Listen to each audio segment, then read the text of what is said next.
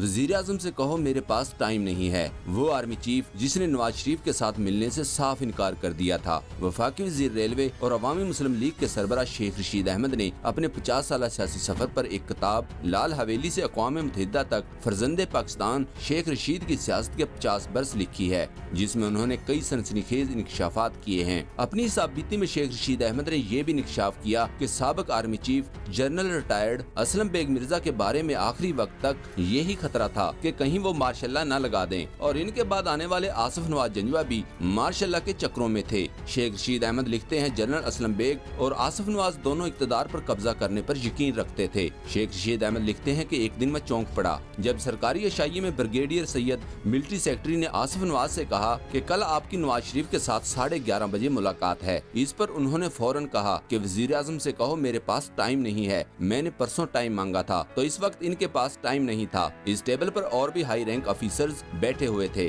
दूसरी तरफ असलम बेग के रिटायर होने पर प्राइम मिनिस्टर हाउस में मुबारकबादों का सिलसिला जारी था। मेरे नजदीक आसिफ नवाज भी इसी राह पर चल निकले थे। इतना सरेआम कहना कि मेरे पास वक्त नहीं, ये खतरे से खाली नहीं था। मैंने असलम बेग का भी वक्त देखा था। असलम बेग की रिटायरमेंट पर नवाज शरीफ और इसहाक खान की मुतफिका राय थी, वरना मैं तो असलम बेग को भी आखिरी दिनों में मार्शल्ला लगाने के लिए तैयार देख रहा था। खलीज की जंग जारी थी। एक दिन डिफेंस की एक मीटिंग में मैंने असलम बेग की आंखों में एक अजीब सी चमक देखी। इनकी गुफ्तगू सुनकर सख्ते में आ गया। इनके नजदीक अगर सऊदी अरब में फौज को सही हथियारों से मुनज़्ज़म करके ना भेजा गया और अगर वहाँ कुछ हो गया तो क्या होगा। हालांकि फौज सऊदी अरब में इनके मशवरे से भेजी जा रही थी और अब वो खुले इनकारी और तनकीद से भरे हुए थे। शेख रशीद की नई किताब लाल हवेली से अक़वाम मुत्तहिदा तक शाया हो चुकी है, ताहम इसकी तकरीब रोनुमाई यौम दफा पाकिस्तान 6 सितंबर को होगी।